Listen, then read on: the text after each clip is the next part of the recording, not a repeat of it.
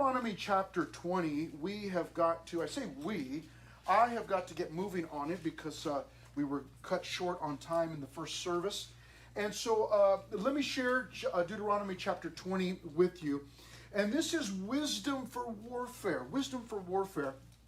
And you can see it's broken into 5 main divisions, is what I call them, 5 main divisions. And we are not going to cover all of these. We're going to cover certain sections. Others I will just give you an idea of, summarize them for you. But the first one, preparing spiritually, that one we will spend some time in, okay, when we open up here in just a minute. Picking soldiers, we will not, but I'll explain to you what it is when we get there. Peace offering, that's another one we'll look in a little bit deeper, a little bit closer. And protecting themselves, that one we'll look at a little bit closer also. The last one, protecting natural resources, is just, you come across these passages sometimes in the Bible where they're just funny or odd. And I mean, as we go through Deuteronomy, there's probably a lot of those for you. But this one in particular, protecting natural resources, shows us that God was concerned about the trees. A strange thing. That's not something that we often think about, especially in our Christian circles. You know, we kind of see that as, oh, trees, nature, that's for tree huggers or whatever. But we see that Moses is giving instructions because there's some wisdom there in dealing with the trees. What a strange thing. But all of these 5 different main divisions have to do with warfare. Okay? And we'll see that right from the beginning. Let's go ahead and get into our first section, which is the preparing for warfare section, or preparing spiritually, as you can see. And this is going to take us from verses 1 down to verse 4. But we see immediately the need for this wisdom, because in verse 1, it begins with the W word, and that is when. Let me go on and read it. When you go out to battle against your enemies. When you go out. He does not use the word if. If you go out. If this should happen. It's a when. It's an absolute. It's not a what if. Now, keep in mind that as you and I go through Deuteronomy, we're looking or reading through a document that is thousands, literally thousands of years old. And we might ask ourselves as we approach it, how can this document have anything applicable to my life today in 2023?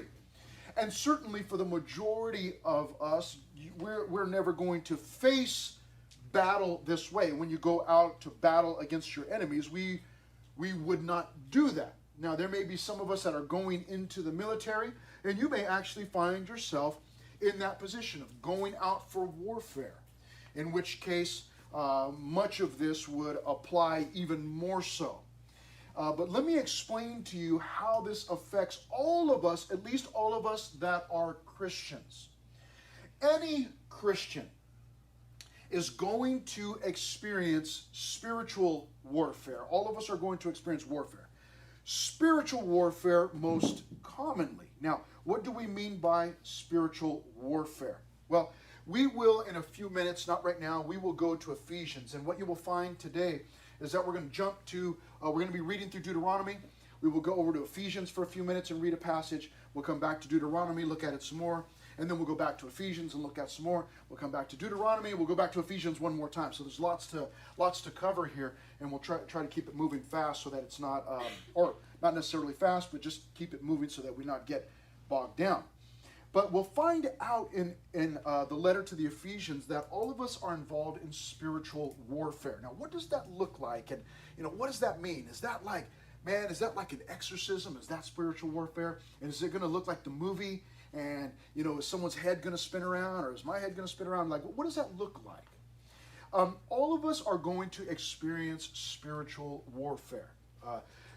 I actually have no problem saying to you that if you've been a Christian for any length of time, you have actually already experienced spiritual warfare. You may just have not known that it was actually spiritual warfare. Spiritual warfare most often comes through earthly situations. Let me give you one. I'm just making these up, okay? But these are things that happen to all of us. Some kind of conflict. You think about it, all of our conflicts have to do with people. In different scenarios, different degrees. But a conflict you may have had, that might have been with a parent. Might have been with a sibling. Could have been with a teacher. Could have been with a classmate, another student. Could have been someone on your team. Could have been someone in your neighborhood. Could have been someone at the store.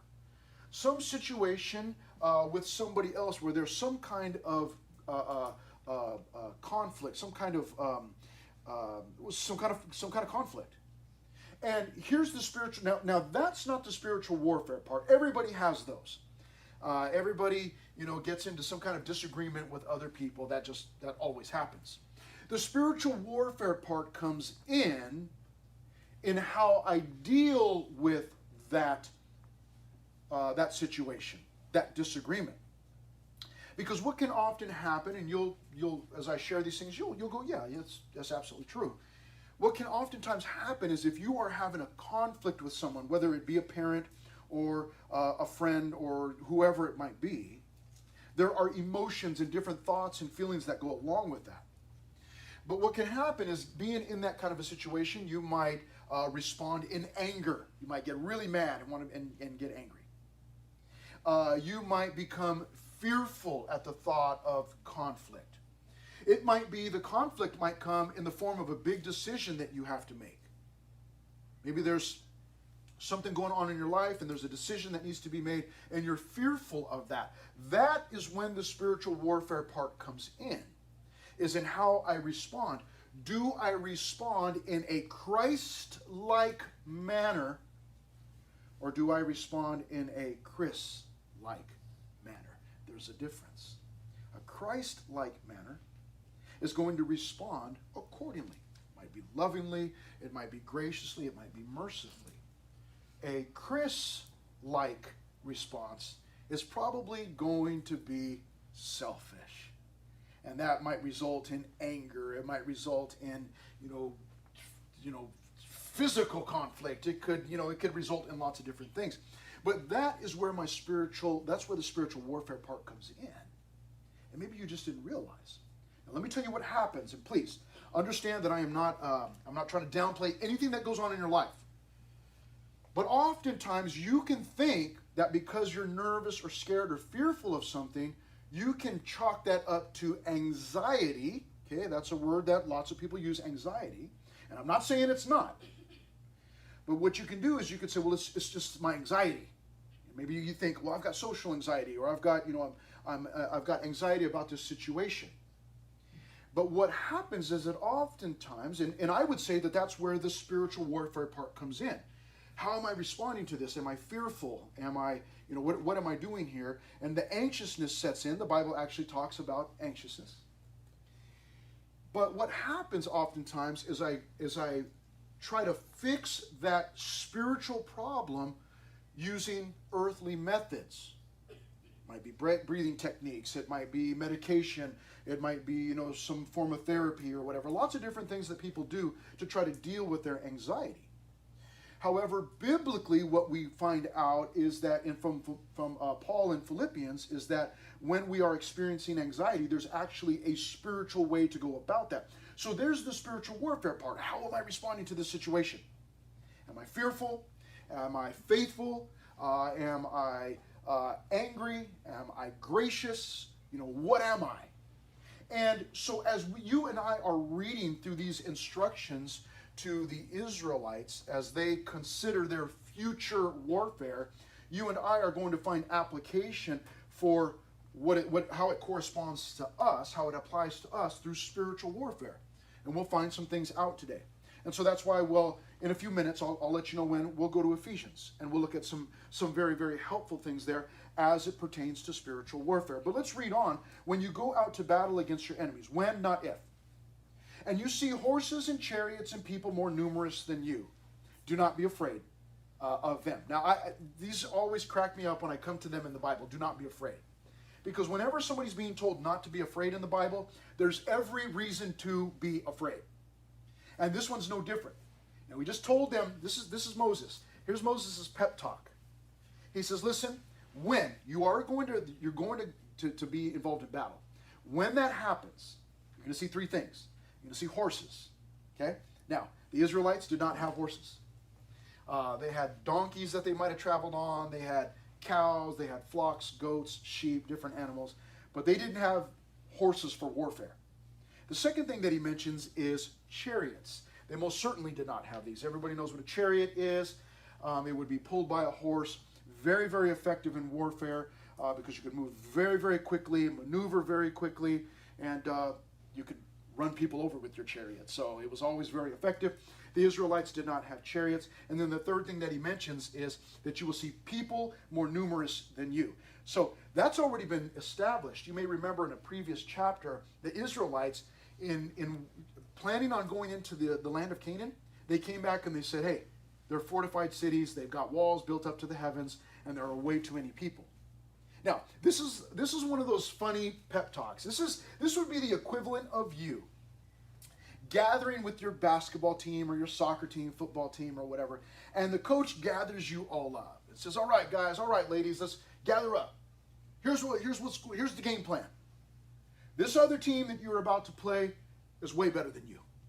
They're faster, they're stronger, they're smarter, they can score easier, and there's more of them. They got more subs. You ever get in that situation where you look at your team and your team's kind of small, you're looking at the sub bench like, man, you got like, 2 people over there. You look at the other team and it's like they got like a whole nother team over there. That's the equivalent here. Moses is telling them, listen, you're going to go into battle, and I just want you to know that the people over there that you're going up against, they've got way better resources, they've got money, they've got better training, there's more of them, they're stronger, they're faster, and there's every reason to fear for your life. And then he tells them, do not be afraid of them. It's like, how am I supposed to not be afraid of them? Now, this happens to us in a spiritual sense. This happens all the time. We come up against situations that I cannot handle. Who can handle the news that one of your loved ones has been diagnosed with cancer? Or that parents are separating or divorcing? Those are things that overwhelm us. They overwhelm our minds and our hearts. Those are things, we look at that and we go, what am I supposed to, how do I fix this? There's nothing I can do about it. And you find yourself oftentimes in those situations becoming hopeless because you realize that you can't do anything about it. That's what they were facing. Horses, chariots, and more people than they had. And yet, he tells them, do not be afraid of them. Why would I not be afraid of them? Well, notice the next word in verse 1 is a small 3-letter word. It's for, F-O-R. Now, that word for means because. He says, do not be afraid of them because, number 1, the Lord your God is with you. Now, here's what he's telling them here. The first thing, here's our first subpoint for this section. Verse 1, remember the Lord. That's what he's telling them. Remember the Lord, for the Lord your God. The first thing he does is, when they realize that they are outmatched, as he says, okay, you're outmatched, what should you do? Step number one, remember the Lord. Same thing for me. When I find myself in the middle of a spiritual battle and I find myself outmatched, the first thing I want to do is remember the Lord. Wait a minute, I'm not in this, and here's what he tells us about remembering the Lord. He says, don't forget that the Lord is with you. He says, for the Lord your God is with you. Now, the title Lord your God would indicate or remind them of the sovereignty of God. He's the Lord. He's uppercase G, capital G, God. In other words, he's sovereign over all other enemies, armies, all other so-called gods. His sovereignty. But what you want to remember about that is his presence. And that's what he tells them, for the Lord your God is with you. In other words, the Lord your God is not with your enemy. He's with you. Now you want to keep that in mind. What we are going to find out when we go to Ephesians in a few minutes is that we are fighting a spiritual battle. And the enemy that we are fighting against is way more powerful than you and I. Apart from God, there's no way for us to combat our spiritual enemy. So in that situation, what do I want to do? I want to remember that God is with me and not with my enemy, my spiritual enemy. He says, for the Lord your God is with you. The next thing that he tells them is, who brought you up from the land of Egypt? It is always good to remember the past and what God has done in his faithfulness. Now, what can oftentimes happen is we go, you know what? I do not really see, where has God really been? What has he really done for me? Well, you may not have experienced great spiritual successes in your life. You may feel like, well, I haven't really seen God, he's not performed any miracles or anything like that. But there are still ways to look back and see God's faithfulness. Okay? Let me share with you a couple of those ways, a couple of very practical things. When you find yourself in a situation where you're feeling like, you know what, I'm overwhelmed, I can't handle this. God, where are you? God is there. You go, well, how do I know he's there? Well, look back at your life. Here's a couple of practical things. You have never really starved to death. And we say that. What that means, when we say I'm starving to death, what that means is there are no more Hot Pockets in the fridge for me to nuke in 30 seconds and eat. What that means is I'm starving to death, and you look in the fridge and you go, oh, there's no pizza, there's just mom's pot roast. Oh, I'm starving, I'm not eating that. That's what we mean. None of us has ever really starved to death. In fact, I would venture to say that the majority of us have never, ever gone a day without eating at least one meal. Most of the time, we eat multiple meals a day. Now, where does that come from? Well, it comes from my parents. They buy it. It comes from Costco, right? Maybe it does come from Costco. No doubt your parents paid for it. But how did they even have where did they get the money from? Where did they have the ability to even work? You see, God has been faithful in providing for you to sustain you all of your long 15, 16, 17, 18 years. Want another one? I'll give it to you anyways. Listen, you have never gone anywhere naked since you were a little baby. And your parents would embarrassingly take you out somewhere and change you in the middle of Disneyland, and just show your hindquarters to every passerby. But the truth is that as you look back at your life, look at your life right now, all of you are well dressed. You probably can go home, and you probably, even this morning, you probably opened up your closet, and you may have exclaimed, I've got nothing to wear. That is not true. You had your choice of things. Now, you may not have liked what was in there. It may not have been, weather appropriate or whatever, or you didn't like the colors or whatever, but you had clothing. In fact, you probably have a closet full of clothing. Some of you probably had your choice of shoes this morning. Probably had your choice of socks this morning. I have been to places, some within driving distance of where I'm standing now. I've been down to Mexico many years, many times. I have seen little kids with no shoes, no socks, and barely any clothing on. I still remember one young lady there in Las Brisas. It's a work camp, and she came to get some free food from us, and she had no socks, no shoes, and it's right on the ocean, and it was freezing. We were all in our jackets and sweatshirts, and she just walked up, little tiny thing, messed up hair, barely a shirt on, barely some shorts on. That's all she had. That's it. And one of our team members in fact, it was my sister, gave her sweatshirt, took off her sweatshirt, gave it to the little girl. We found the little girl. She no longer had the sweatshirt. She had taken the sweatshirt off and given it to her little sister, who was even younger than her. I've seen it. I'd venture to say that you probably have never experienced that in your life, in your own life. There's probably never been a time where you didn't have a choice of things. But what's funny is when this coming Thursday, when we sit down at the dinner table, Thanksgiving, and you know how mom is or grandma or whoever, they're like, okay, this is torturous. Before we eat, let's all go around the table and say what we're thankful for. That kills me. It's like, okay, all the food is piping hot. Turkey, mashed potatoes, gravy, mac and cheese. It's all here. And now you want me to wait 20 minutes while everybody tells us what they're thankful for? It's like, can't we just do that after? Can't we just do that out? Can't we eat and talk about what we're happy for? But here's the thing, or what we're thankful for. But let me say something to you.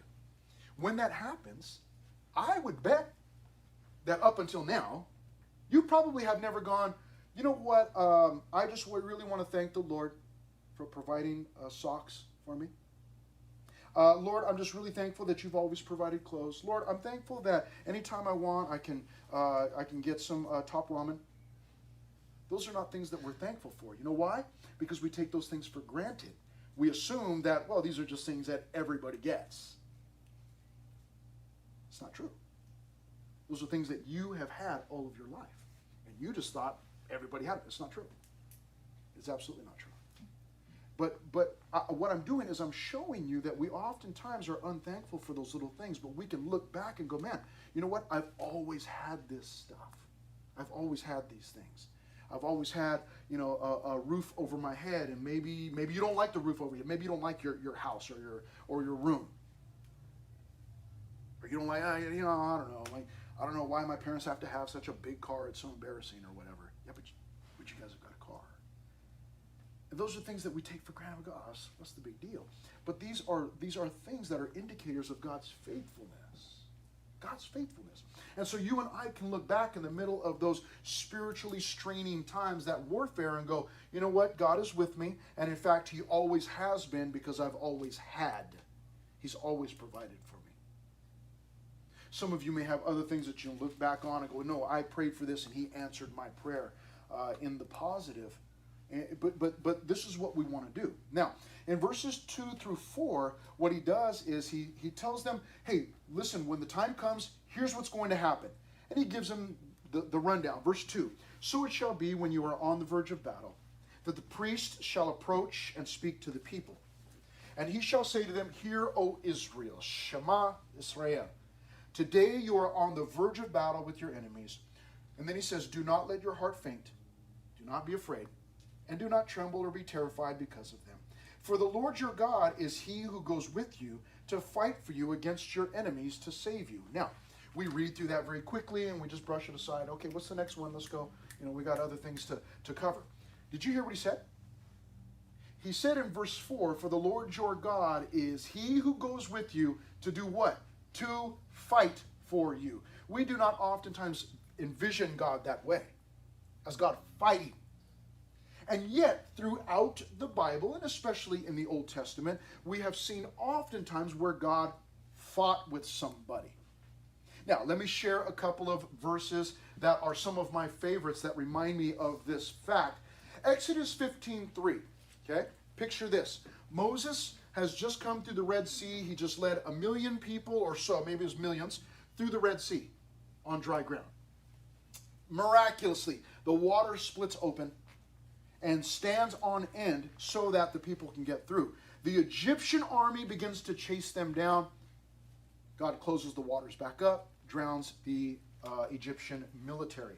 What does Moses do? Moses immediately becomes Pentecostal, begins to worship and sing. And one of the things that he says is in Exodus 15:3, the Lord, he declares this, the Lord is a man of war. The Lord is his name. The Lord is a man of war? I've heard that the Lord is gracious and merciful, that he's loving, that he's forgiving, that he's patient, that he's kind, long-suffering. I've heard all kinds of things about the Lord. Never heard this. The Lord is a man of war? But let me explain to you how handy this can be. Imagine your parents are arguing, fighting, talking about separation, talking about divorce. What do you need? What you need is somebody to come and fight for your family. You need somebody to step in and fight on behalf of your family. Not fight your family, not fight for your mom or fight for your dad, but to fight for your family. The enemy's getting in there, putting a division between your parents. What you need is a man of war. Who better than the Lord? The Lord is a man of war. The Lord is his name. Now, there's another one that I love from Nehemiah chapter 4, verse 14. I love the book of Nehemiah. Eventually, we will get there in like 15 years. And I looked, he says, and rose, and said to the nobles, to the leaders, and to the rest of the people, do not be afraid of them, he says. Do not be afraid of them. They were actually being threatened. While they were trying to rebuild a wall, they're being threatened by their enemies. Tobiah and some cat named Gashmu, Sanballat, okay?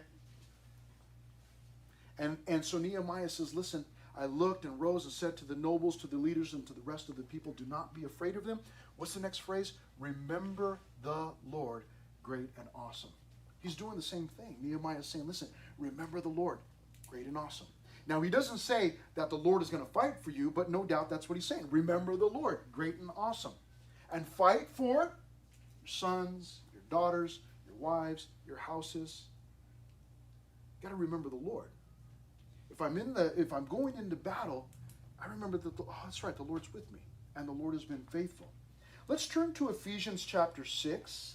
I told you we're going to jump back and forth a little bit. Let's go to Ephesians chapter 6, and we'll pick it up at verse 10. Ephesians 6:10. I'll give you a second to get there, because before we leave this section, I want to show you what our spiritual warfare looks like, and we get a pretty good picture here. Doesn't have anything to do with exorcisms and heads spinning around and demonic voices coming out of somebody, or some haunted doll, chasing me down the hallway, from the bathroom at night, all those things that we imagine. It's like, I really got to go to the bathroom, but I really don't want to get up because my sister's doll is evil and it's in there and it might chase me back to my bed. What does this spiritual warfare look like? Ephesians chapter 6, Paul gives us some description of it, and he tells us what to do. Now, this is really neat, because in January, those of you that come on Wednesday nights, we will be starting the book of Ephesians. So we'll be in the book of Ephesians. It's chapter 6, so we may not get to chapter 6 until January of 25, but we're starting the book of Ephesians. But he says this in Ephesians chapter 6, verse 10. Finally, my brethren, be strong in the Lord and in the power of his might. Put on the whole armor of God, that you may be able to stand against the wiles of the devil. So he's going to tell us something that is going to help us be effective against the attacks of the devil. So we're talking about dealing with the devil here. Like, really? I don't know if you realize this, but the devil is way more powerful than you and I on our own. Now, when we've got the Lord, it's a different story. But you're expecting me to deal with the devil? Like, come on. Well, he goes on to say this in verse 12. He says, for we do not wrestle against flesh and blood. The word wrestle means contend or fight. We're not fighting against flesh and blood. What Paul has just pointed out is that our fight as Christians is not against people. People are not the enemy. People are not the enemy. People may be motivated by the enemy. They may represent the enemy, but people are not the enemy. And so I don't want to waste my time fighting flesh and blood. There may be times where you have to defend yourself against somebody. But generally speaking, I don't want to waste my time fighting somebody. Let me get in an argument, or let me get into a boxing match with somebody, and that'll fix the problem, because that's not going to fix the problem. He says, for we do not wrestle against flesh and blood. And then there are two key words that come right after that. And the word is but. Second one is against. But against. So what he's just done is he said, listen, we don't fight. Our enemy is not flesh and blood. We're not fighting against flesh and blood. But against means, however, we do have an enemy and we do fight. It's just not against flesh and blood. What is it against? Well, he mentions there are principalities. That's not your principal. Okay? If you don't like your principal at school, that's not what he's talking about. He's like, oh, I can fight my principal. No. Principalities, you'll get the picture here, against powers, against the rulers of the darkness of this age. Now, I was okay with principalities.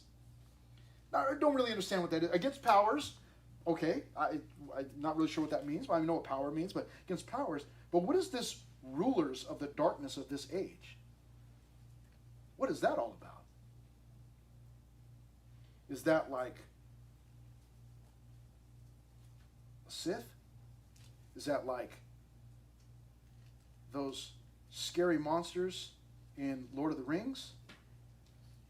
What does this mean? Does this mean like demonic? Does this mean some demonic, some demon from the pit of hell? What are we talking about here? Yes, he's talking about spiritual forces principalities, powers, against the rulers of the darkness of this age, against spiritual hosts of wickedness in the heavenly places. By saying the heavenly places, that phrase means they're in the spiritual realm. There is a spiritual realm all around us that you and I cannot see. And within that spiritual realm, there is a spiritual battle taking place. That, within that realm, is where you and I are involved in battle. Now we get back to where we first started when we talked about, when we find ourselves in an earthly, physical battle with something, and I'm struggling like, I don't want to be afraid, but I'm really afraid. That's what's happening. Is that the enemy oftentimes is using these physical, earthly situations to attack me spiritually. So the physical, earthly situation that's not really the big problem. The big problem is, or the big battle is, what am I doing spiritually to affect this earthly situation? How am I responding to that? That's where the spiritual part comes in. And so he's explaining that all of us as Christians, we are involved in a spiritual battle. Verse 13, therefore, what do we do about it? Therefore, take up the whole armor of God that you may be able to withstand in the evil day, and having done all to stand. Now what he does is, Paul, he attributes spiritual attributes to a soldier's armor. He says in verse 14, stand therefore, having girded your waist with truth. Okay? So what do we need in the heat of the spiritual battle? We need truth. Having put on the breastplate of righteousness. So we need righteousness. What else do we need? Verse 15, and having shod your feet with the preparation of the gospel of peace. We need peace. Verse 16, above all, taking the shield of faith. So we need faith. With which you will be able to quench all the fiery darts of the wicked one. So spiritually speaking, the wicked one, Satan or his demons, are launching fiery darts or fiery arrows at us, waging war against us. Verse 17, take the helmet of salvation and the sword of the Spirit, which he explains is the Word of God. So I need the Word of God to deal with these things. And these are all defensive. Look at verse 18, praying always. Finally, the offensive weapons, prayer. Praying always with all prayer and supplication in the Spirit, being watchful to this end with all perseverance and supplication for all the saints. In a nutshell, you got to pray. It's part of the battle wear there. You got to go on the attack. You got to have a shield of faith, sword of the Spirit. You got to pray. All of those different things. But the point is that you and I are involved in spiritual warfare.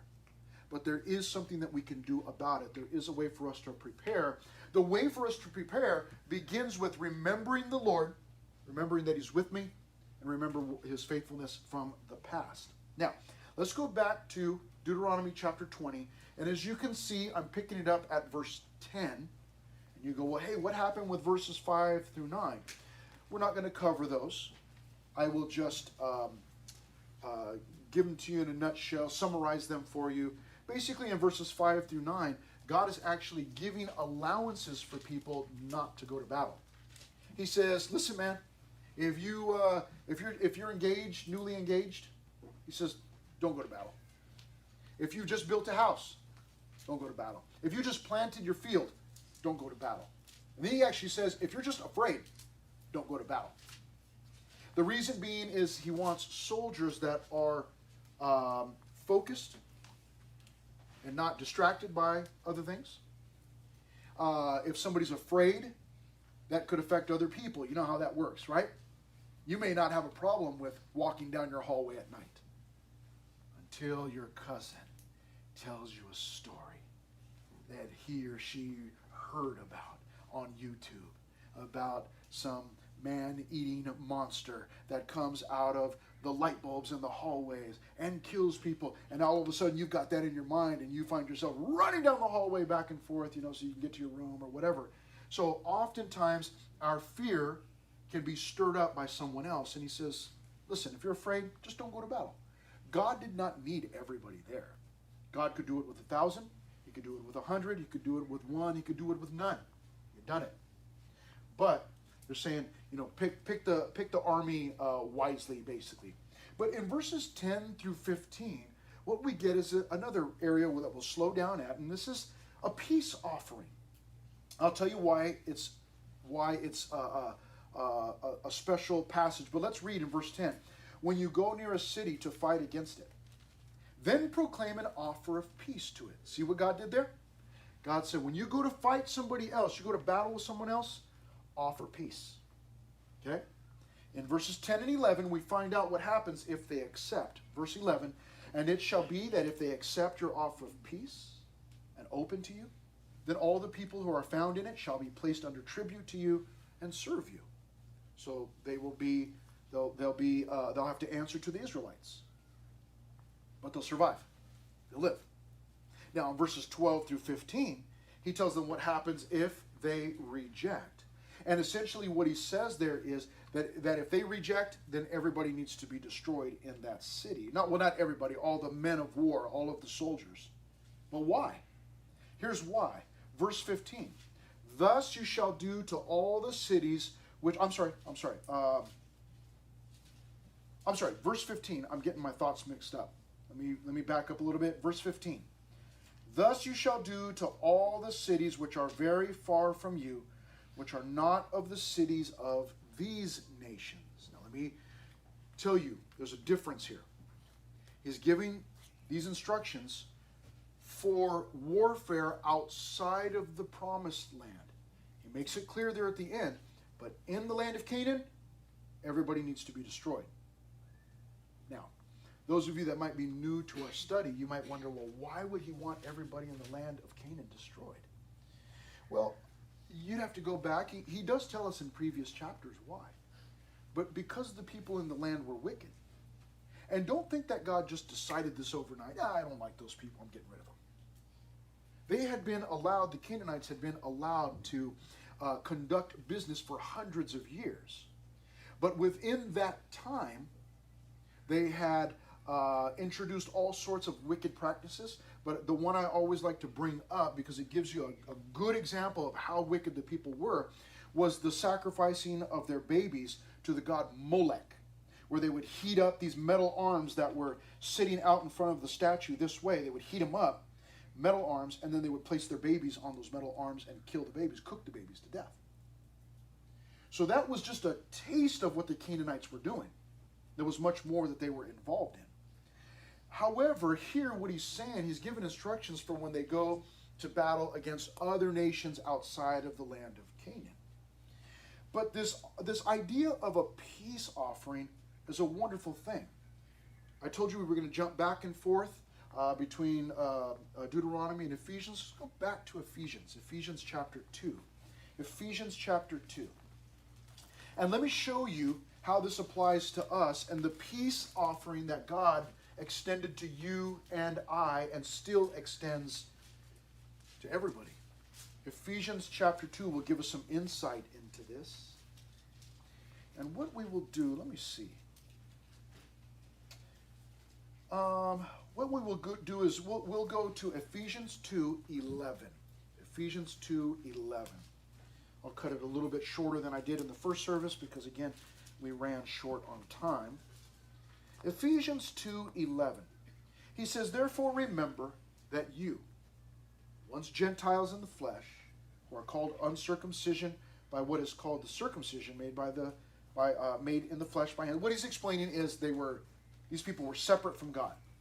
That at that time you were without Christ, being aliens from the commonwealth of Israel and strangers from the covenants of promise, having no hope and without God in the world. But now in Christ Jesus, you who once were afar off have been brought near by the blood of Christ. You see, Jesus is God's peace offering to us. Verse 14, for he himself is our peace, who has made both one and has broken down the middle wall of separation.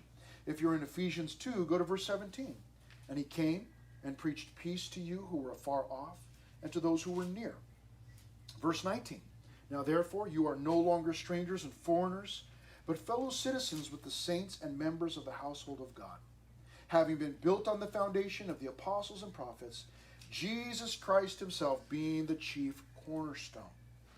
So Paul there in Ephesians explains how this idea of a peace offering is still being offered by God today through Jesus. When God sent Jesus to this earth, we're about to come up on the celebration of his birth in December here, Christmas. But when God sent his son Jesus, it wasn't just to come and defeat Satan or just to come and accomplish other things. There were lots of things that he accomplished. But generally speaking, what God was doing is he was offering peace to the world. That's why so many of our Christmas carols are about peace being offered to the world. Because we were at enmity, or we were enemies with God, and then God offered peace, and those of us that are Christians in here today, we went, oh yeah, I need that. I need that. Now you may have been 5 years old when you got saved. Maybe you just got saved 2 months ago or last week. And you're young, but still, there was a time when you were an enemy of God, and God offered to you peace through Jesus, and you accepted. So God is still offering peace to the world, really. Now let's go back to Deuteronomy chapter 20, and we will pick up our next section, which is verses 16 through 18, where Moses is giving them some wisdom for warfare, and he tells them this, verse 16 through 18. He says in verse 16, but of the cities of these people, the Canaanites, which the Lord your God gives you as an inheritance, you shall let nothing that breathes remain alive. Why? Why did God want everybody destroyed within the land of Canaan? Verse 18. Lest they teach you to do according to all their abominations which they have done for their gods, and you sin against the Lord your God. So he's telling them, you need to completely eliminate the danger. Get rid of everyone, because if you do not, they're going to teach you their bad ways. And guess what? Eventually, the Israelites ended up adopting the worship practices of the Canaanites, even going so far as to sacrifice their own children. The Israelites, God's people, they did the same exact thing. What Moses was warning them about, they did not heed the warning, and they ended up doing the same things. You can read about it in your history books. It's common knowledge. They didn't listen. But the point here is to eliminate the danger completely. Now, let me explain something to you. We're in November. We've got Thanksgiving coming up. We've only got like a week and a half left of November. So that means December's coming, then January. How's it going with your New Year's resolutions? I mean the ones from this year that you were starting on January 1st. Remember those? Are you, right now, November, coming up on the end of the year, are you as buff as you imagined yourself being last December when you were making your New Year's resolution? Let me ask you another question. Did you lose as much weight as you imagined yourself doing last December? Or you're like, I probably should just do a redo this in 2024. Here's what happens is that you and I oftentimes we may have these thoughts. I'm like, man, I want to do this. I'm gonna really make some gains, man. Or I'm gonna cut down, and I'm gonna just really slim. I'm gonna be looking good, man. I'm gonna be fit. I'm going to the gym like every day. But then that doesn't happen. For lots of different reasons, but one of the major reasons is because we are not willing to eliminate the danger. I really, really want to lose weight. But I really love tacos. I really want to cut down and lose some weight. I want to get slim, man. I want to get trim. I want to be fit. But I really like hot Cheetos and tea. Come on. Or I really want to I want to get buff. I want to get six-pack. I want to get buff. But I really don't want to stop eating top ramen. I don't really like eating salads. You can't get those things without removing the temptation completely, eliminating the danger. Hot Cheetos? peace teas, eliminate the danger. If you really want to make a difference, you got to change the diet, man. You got to change what's going in. But see, we don't eliminate the danger. So then what happens is it just comes back. I may get rid of it for a couple days, maybe a week, maybe a month, man. I'm doing good.